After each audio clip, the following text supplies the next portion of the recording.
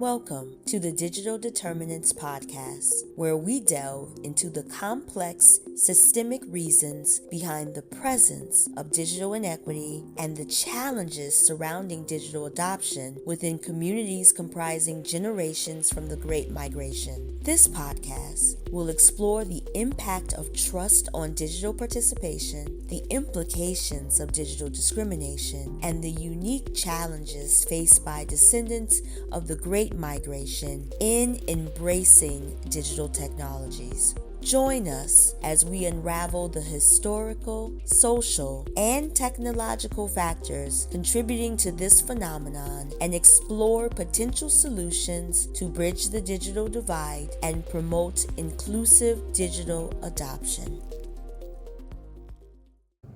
Hello, and welcome to today's episode of the Digital Determinants podcast. I am your host, Kyla Williams Tate, and will serve as your storytelling guide as we get into this conversation with the title, From the Great Migration to Digital Equity, Bridging History, Politics, and the 2024 Election. Now, for those of you who are meeting me for the first time, hey y'all, how y'all doing? It's good to see you. Welcome to the podcast. For those of y'all who know me already, hey y'all, how y'all been? How was your holiday? I hope everybody's doing well and managing yourselves as we move towards the end of this calendar year. So this podcast really is the personification, if you will, of my research project. I am a Benton Fellow, and I am researching the impact and the lessons learned from the Great Migration to the recipient cities around digital adoption, digital opportunity, digital skill building, because those recipient cities are the cities that still have the largest connectivity gaps, still have the largest digital skill gaps, still lack the digital opportunities for the folks who live in those places and spaces. And so there's something to that, and there's something that I think that we can learn from studying this experience and really bringing the Great Migration and digital equity together as an opportunity for learning. So this podcast, and this is episode 5, has told a series of stories and made a series of recommendations of things that people who are working in this field specifically, or those who are just passionate about people learning and being able to participate digitally in the economy and otherwise, that I think may be helpful to us who are responsible for advancing that work forward. So I struggled. I have to just really be honest with y'all. I struggled with figuring out what to say after the election cycle. I knew that I needed to use this platform as a moment in time because it is too important to not say something. But I struggled with what to say. I mean, I'm old enough that I've been through several rounds of political election cycles and how they've impacted me and my family and my neighbors personally. And some of that stuff was good and some of that stuff was not so good. And I am in a role, my daytime job is leading and advancing digital equity across Cook County, and that comes with great responsibility and duty. So I just can't be out here saying crazy things. Now, I certainly can speak truth to power. I'm gonna always do that because that is at the core of who I am as a person. But there's a responsibility that I have being part of government and having these tough conversations. So I struggled, but I think I figured out a good way for me to share some context around my work, some context around my research interests, which, by the way, they are separate. My Benton Fellowship I do on my own time, not on county time. But I think I figured out a way to engage in a conversation around digital equity and politics and this election cycle that I hope you find helpful. And if you do, please let me know.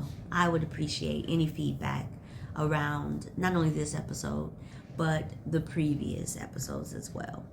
So on today's episode, we're going to explore the topic, the connection between the Great Migration and the ongoing fight for digital equity, and how all of that really tied into this 24 election cycle.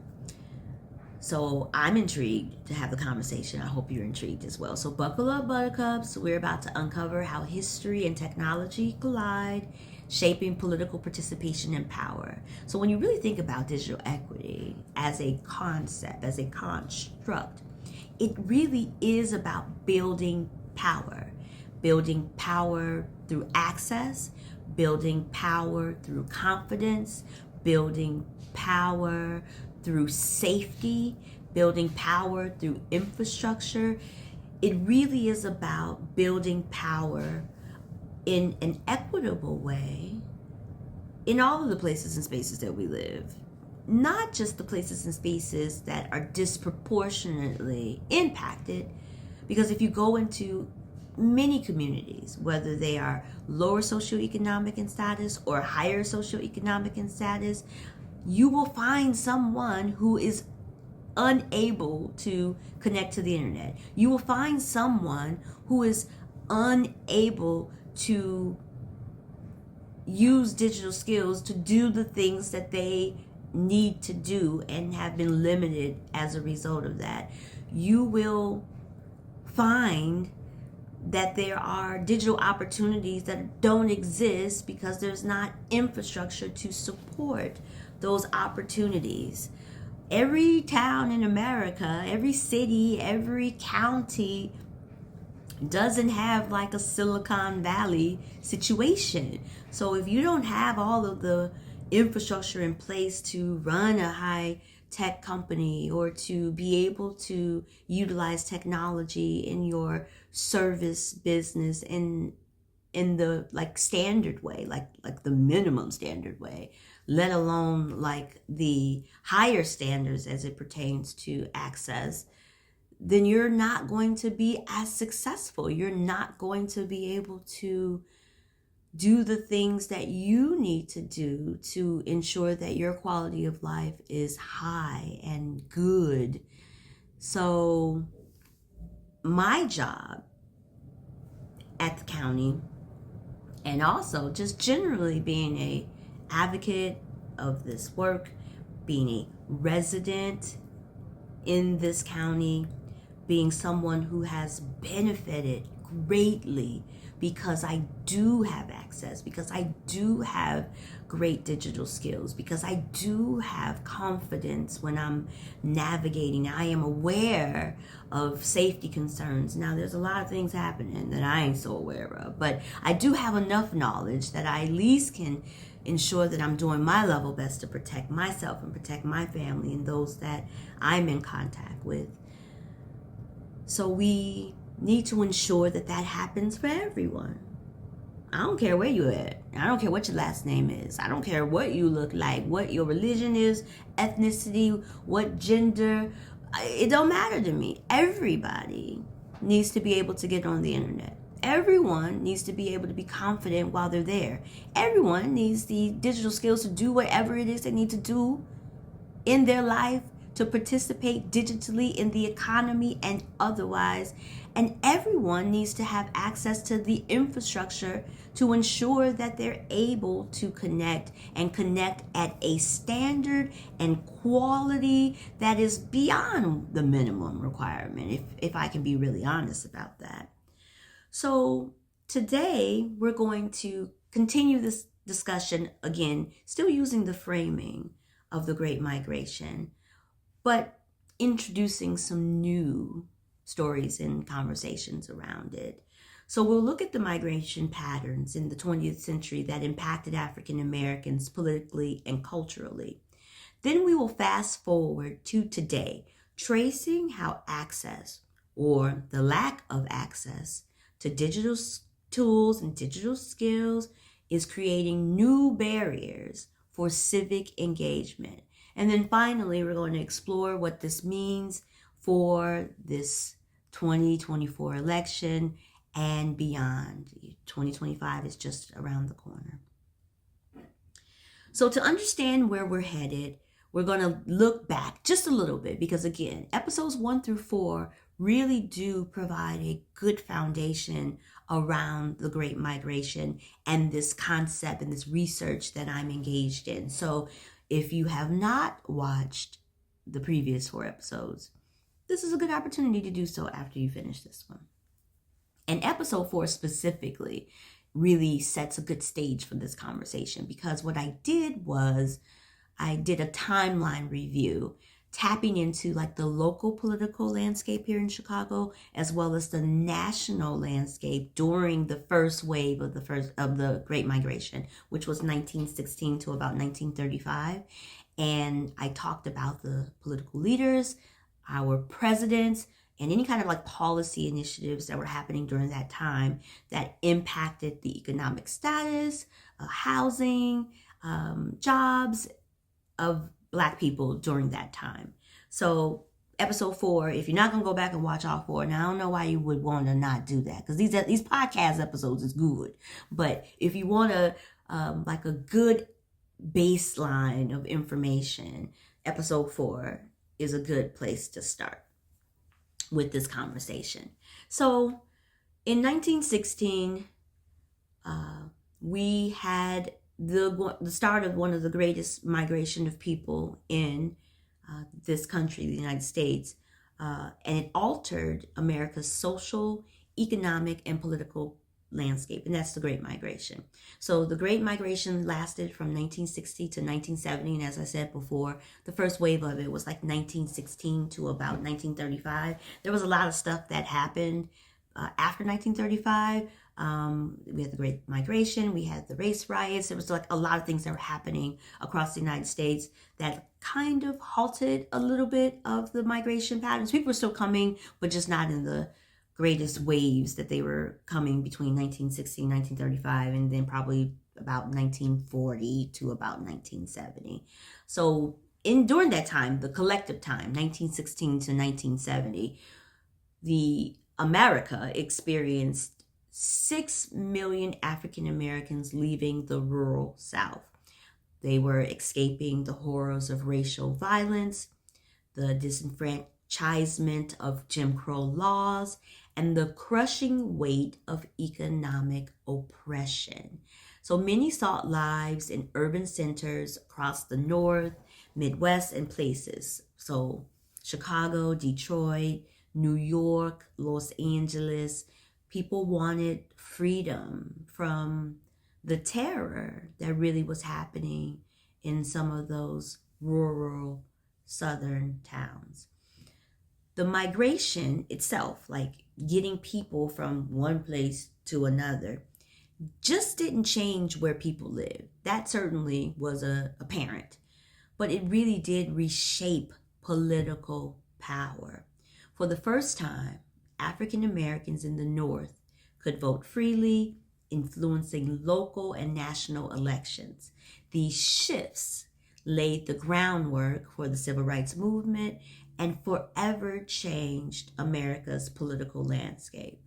So we're going to unpack a little bit about the migration and the modern struggles for equity, particularly in bridging the digital divide.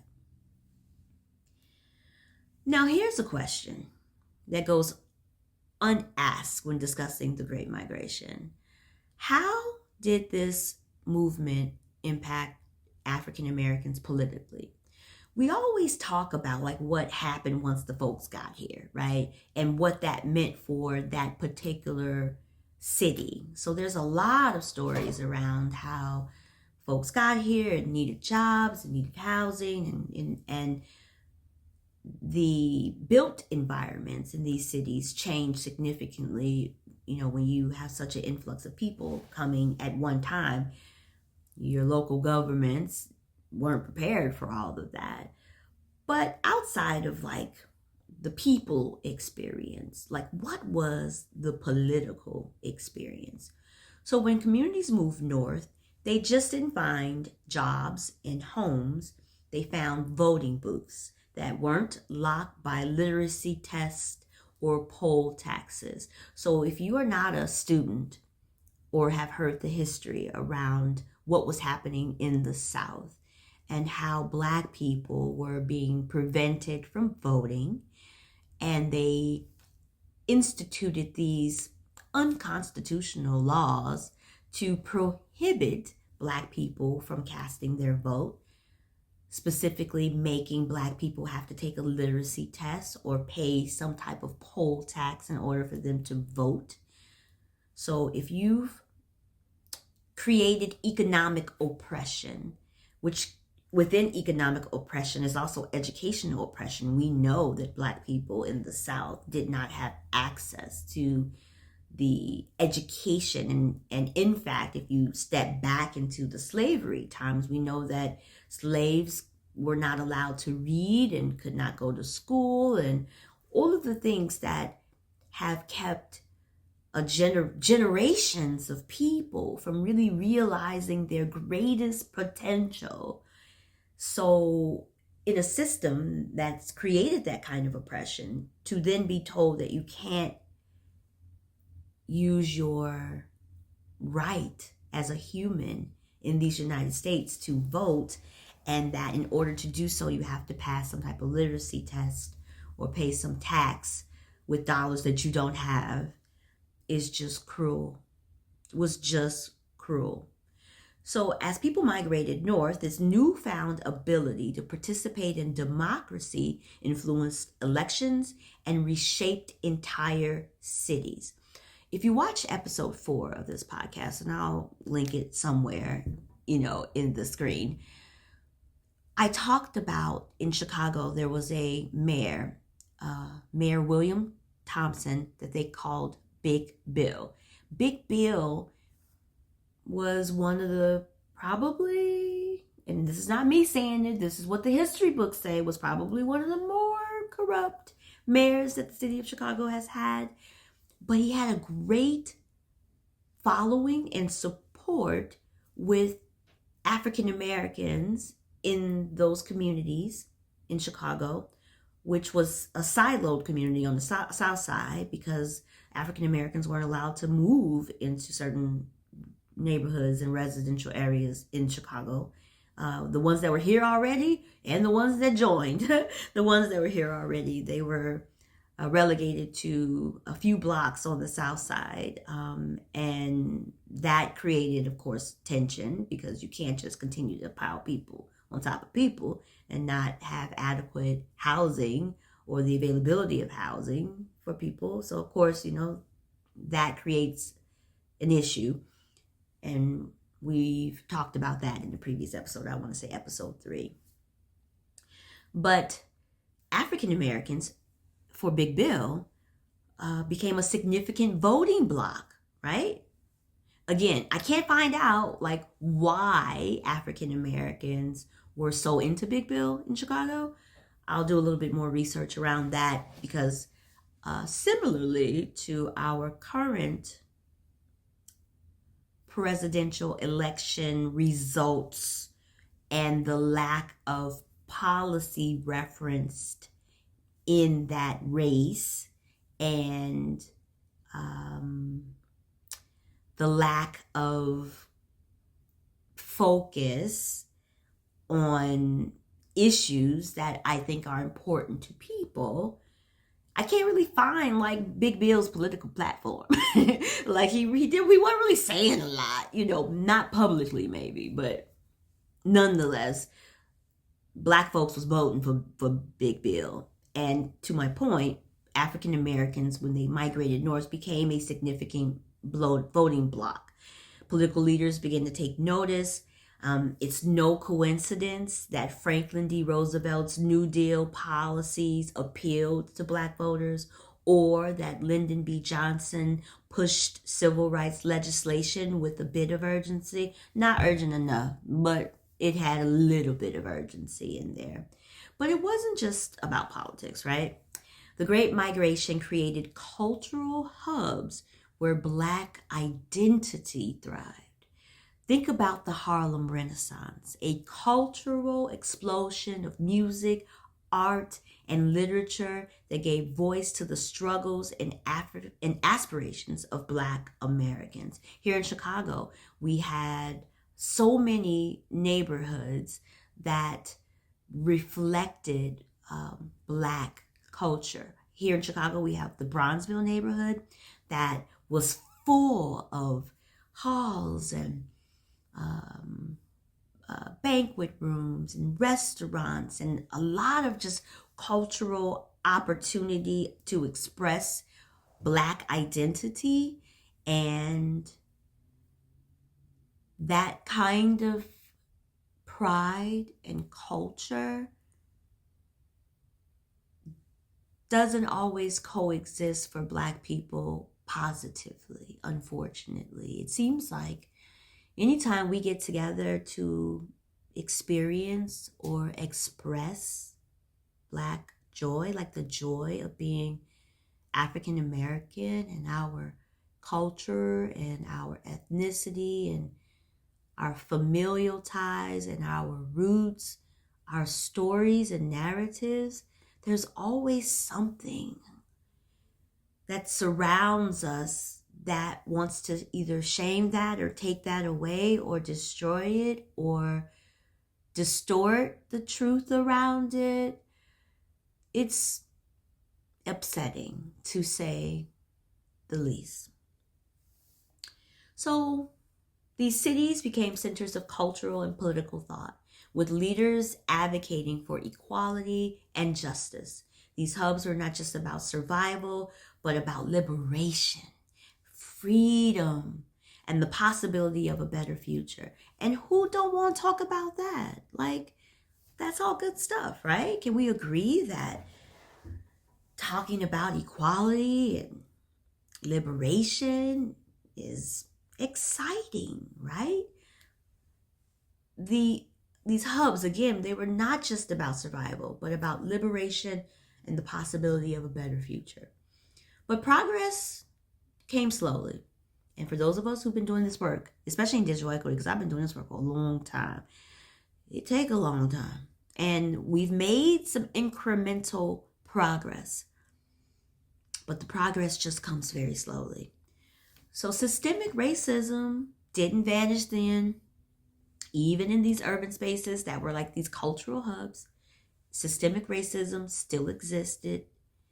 Systemic racism still exists today.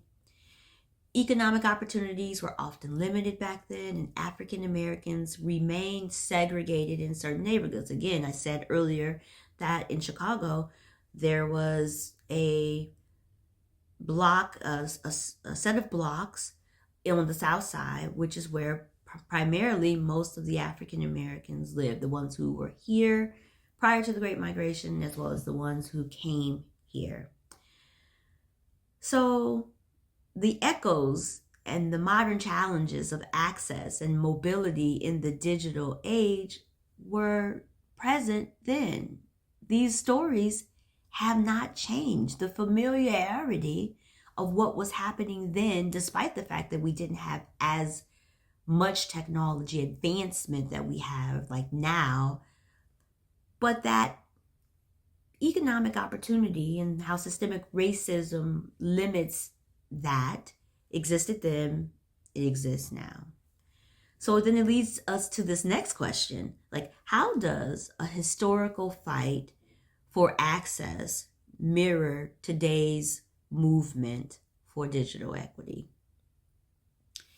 So before we dig in, again, there may be some new listeners who are new to me, new to this podcast, and maybe new to the word digital equity. So I want to make sure I take some time to explain really what digital equity is. At its core, digital equity is about ensuring that everyone has access to affordable, reliable internet, technological devices, and the skills to use them effectively. I'm going to add a little caveat there in that they also, in those skills, they got to know how to keep themselves safe. Because the internet, albeit a wonderful place, I love being online and learning things and sharing experiences and being able to conduct business and all the wonderful things that being online and using technology can bring. We also know there's some nefarious characters and some things that are happening that are not so safe. So within the skills, digital skills, there also has to be like safety awareness and safety skills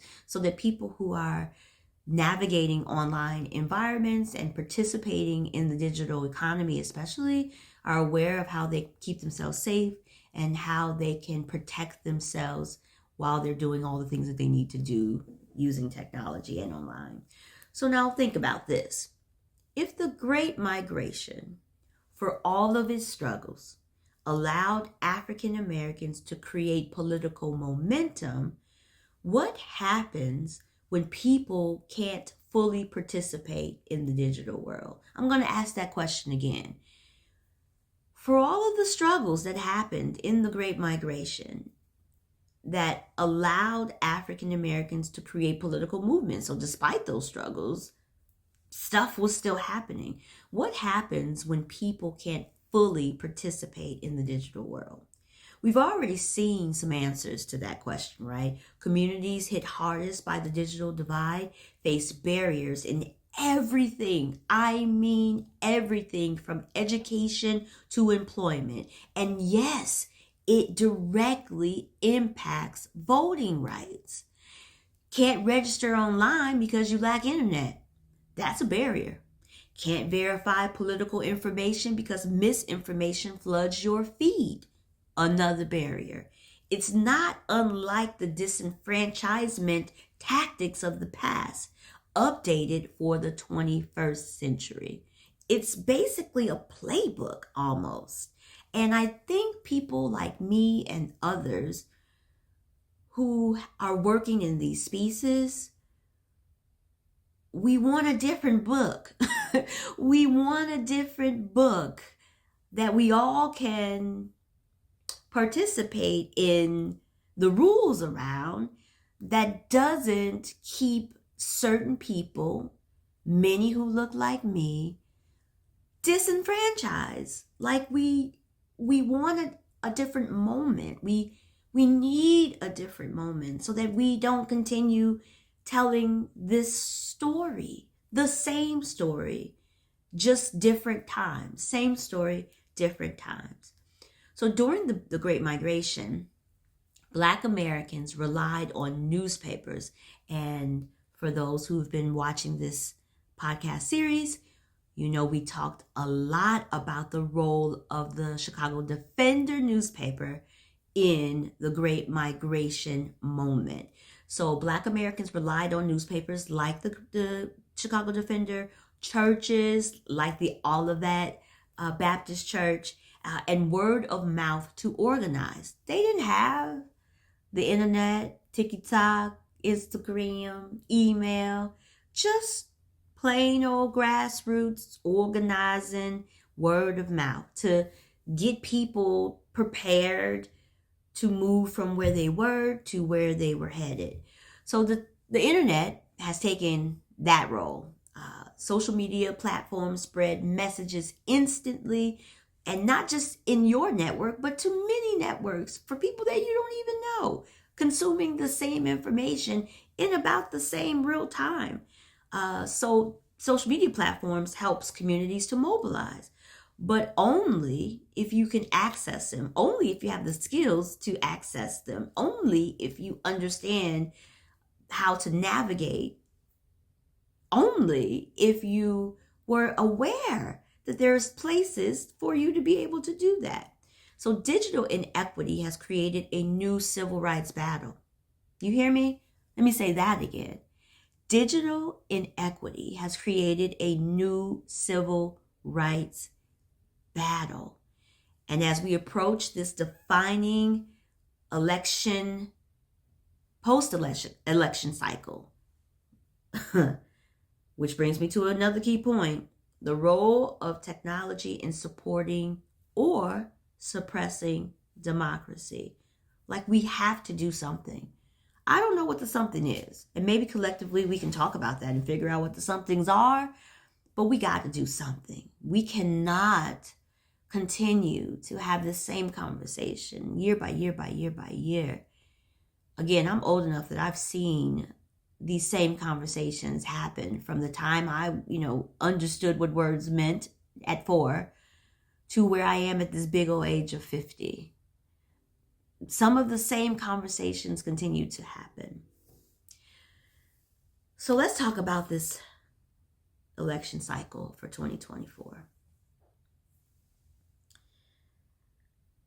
Digital tools played a massive role in this election, just like in previous elections.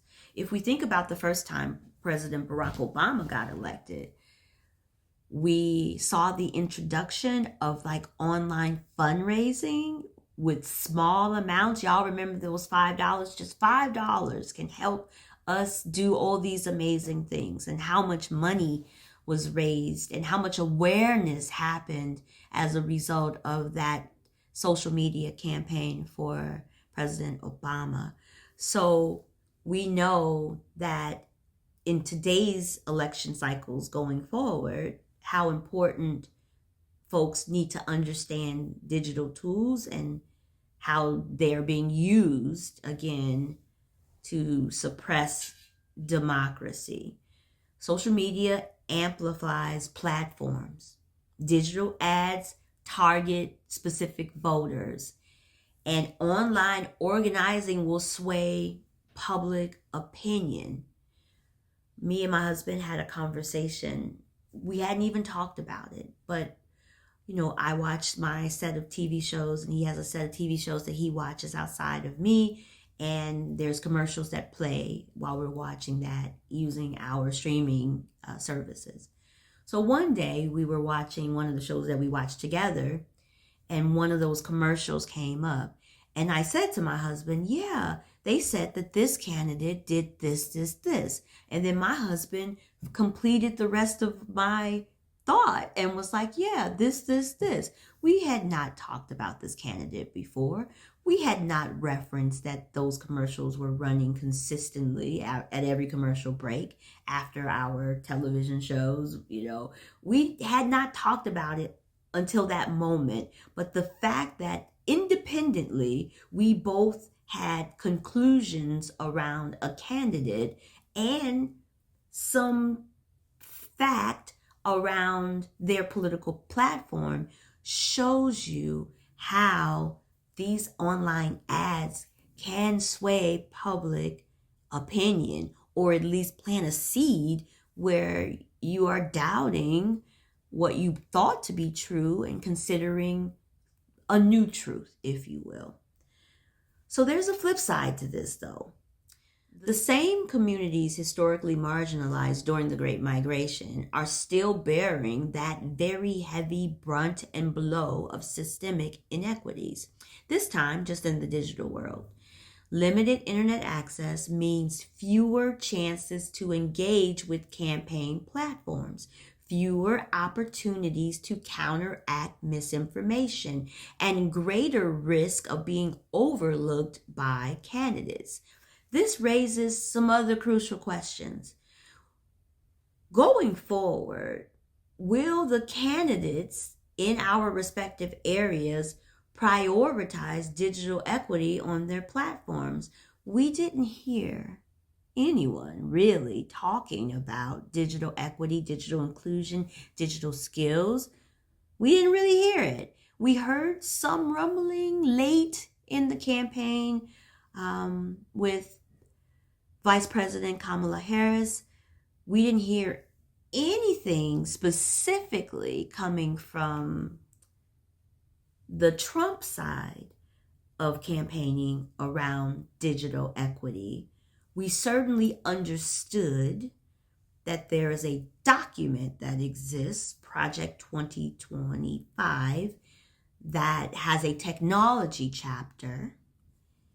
And that technology chapter was authored by someone who is being positioned to be the next FCC chair. And for those who are in this space, you know where I'm going with this. The FCC is kind of our federal organization, department that houses NTIA, and NTIA is the place where all of our digital equity work happens, our digital inclusion work happens, where all of our broadband access happens. So even though there wasn't much conversation around digital equity in the campaign trail this cycle, there's certainly some planning and some strategy that's happening right before our eyes. So going forward with our new administration coming in January, will any of them prioritize digital equity? Will any of them address systemic issues like broadband access in marginalized communities? These are policy questions for sure, but they reflect on whether we are seriously being included in the political space and for democracy's sake. Every cycle that goes by where no candidate, regardless of what side of the aisle they're on, or independent or green or whatever, when our candidates don't talk about the need for access, the need for broadband everywhere, it's just harmful to us as a society and ultimately impacts our democracy.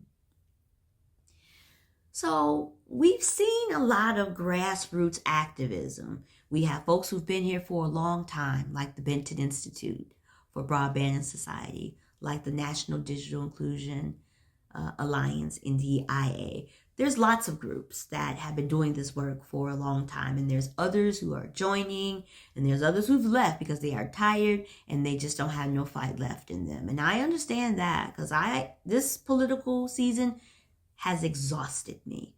But there's a lot of activism happening online and otherwise, especially with younger African Americans. They have a lot to say, and they don't really have a lot of filtering around what they say or how they say it. So we know that there's social media campaigns that have been really successful and demonstrates how online tools can create real world change. None of those campaigns, though, really have reached the height or have the reach with digital equity or digital inclusivity or digital skills as their messaging. So I have a recommendation around that I'll get to a little bit later. But I'm wondering, in this space of digital inequity and people not having access to the internet or having access to the tools or having access to the knowledge to be able to determine, like truth from, fiction, how this divide will be weaponized towards voter disenfranchisement. Like, it's a tool that helps. Technology helps us to be better engaged. But if the powers that be in our political spaces aren't prioritizing it and then have strategic plans to help to suppress it or oppress it for a certain population of people, that's like going to cause further harm. That's going to be catastrophic. That's going to help lead to more voter apathy. How do we combat that? How do we figure out how to address that without coming into harm's way around our own work and our own partnerships? It's such a challenge to navigate for sure. So I'll say that the fight for change is never easy. But as history has taught us, resilience is the key. But it's hard to be resilient sometimes when you're tired. And I don't know about y'all, but I am tired. Again, I've been around a long time fighting this fight. And so it's super exhausting and certainly weighs on your morale when you keep having the same conversation. You keep fighting for resources. You keep fighting to get people to realize that they need to participate online and otherwise, like that their presence online is helping democracy. It's helping their quality of life. It helps. But resilience really is the key. The African Americans that migrated north during the Great Migration didn't just relocate, as I said. They fought for access to everything that had been stripped away from them in the South. And today's fight for digital equity is really no different. The problem is we got to get people to realize that this is a fight that they got to get into. It's so easy for people to say things like this. Oh, I don't do that technology thing. Oh, no, I don't do that social media thing. Oh, I don't have no interest in that. It's really easy for people to separate themselves from technological spaces, from digital spaces. And we need everybody on, because that's the way that we can create more information, more trusted resources. But if you refuse to participate, then we are already losing some of that battle. And part of my research project is like, how do we take the lessons learned from people who came from the South to the North and fought for everything, and adding digital equity, digital inclusion, digital opportunity to that current cadre of fight, right?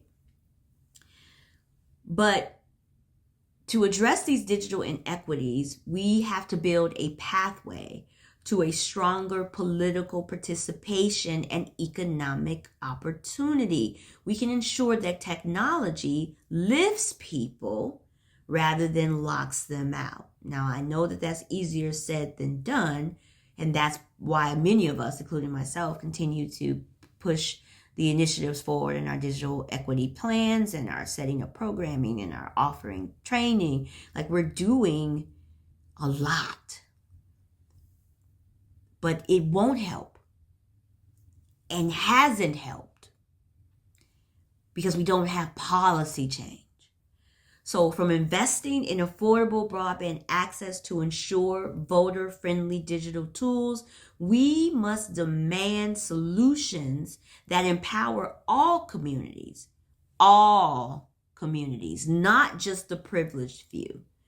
Understanding these lessons from the past certainly can help guide us forward. The Great Migration showed us the power of agency, movement, and collective action. That same spirit is needed now. We need a movement of sort. And there's lots of little movements happening here and there, but we need like a collective movement to advance digital equity across this nation. So I've said a lot, and I hope that it's made some sense. I hope that some of the things that I've shared resonates with you or brings about some ideas or inspires some action on behalf of this movement around digital equity.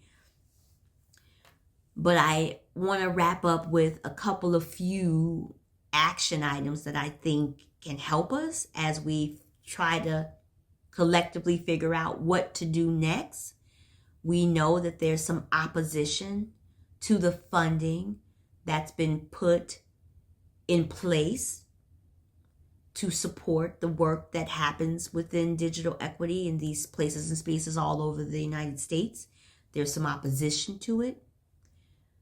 There's funding that people were anticipating, such as with the Digital Equity Competitive Grant, such as with BEAD, the Broadband Equity Access and Deployment Grant. There's our capacity building grants that are coming directly into states. There were a lot of federal dollars that created a lot of energy in the last few years around this work that folks are anxiously waiting on, organizations desperately need in order to help to continue advancing digital equity across these places and spaces that are now in jeopardy. And we have to fight. We have to fight. I'm not saying that we will win. I'm not saying that it's going to go the way that we want it to go. But we can't just lay down and allow it to happen to us.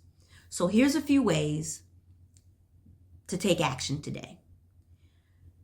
Support organizations advocating for digital equity. If you don't know who your local digital equity organization is, every state has an Office of Broadband or Office of Digital Opportunity or something, the Office of Digital Transformation. Just call the, 311-211 and ask 411, ask for the information. Who is responsible in my state for digital equity? That will lead you to your state leader, and then they will be able to help guide you through who your local folks are. So support organizations advocating for digital equity. Again, I've mentioned a few groups. The National Digital Inclusion Alliance, the Benton Institute for Broadband and Society, Broadband Superhighway. Look, there's others that are out there. Just Google digital equity or call your broadband office. Find out who those people are, and they can guide you into the ways to connect. Because these are the people who are working tirelessly to close the gaps in internet access. If you are in Cook County, Illinois, that person is me. So connect with me. I would love to hear about what you're doing, what you're thinking, how we can help. This is the next action item. Contact your local representatives and demand policies that promote affordable internet access and digital literacy programs. If you don't know who your legislative folks are, I'm going to list in this episode, in the notes, a few resources where you can type in your address and it will let you know who your representatives are. And because there's been some changes due to the election cycle this year, that person may have changed. So please contact your local representatives and demand policies that promote affordable internet access and digital literacy programming. And then this last note is a precautionary note. Be mindful while you're participating online. Combat misinformation by sharing trusted resources and staying informed about the key issues. Be mindful for how you show up. Be mindful for those assets, your personal assets, while you're showing up. But also be the voice. Be the voice to say this isn't true. Combat misinformation by sharing trusted resources and staying informed about key issues yourself. If you are informed, then you can tell others and they can be more informed. If you are the trusted resource, ensure that you're staying connected to all the coalitions and all the other groups that are out there that support the work that we do, because they provide great information and great toolkits that you can use. You don't have to think about a lot of this yourself because the work has already been done. So just be mindful, be careful, be safe while you're online, be courageous, because combating misinformation does take a bit of courage. Remember that democracy is built on participation. The fewer barriers that people face, the stronger our collective voices become. I appreciate you joining today for this episode of the Digital Determinants podcast. If you've enjoyed this discussion, if there's something that you've gleaned or took from the discussion or are inspired or want to add to the discussion, please share with others in your network who care about equity and justice. On our next episode, we'll continue to have more conversations about the Great Migration and digital equity, but I hope that today's conversation was a good one for you. I hope that today's conversation was helpful for you in your work. Thank you for joining, and per usual, stay connected.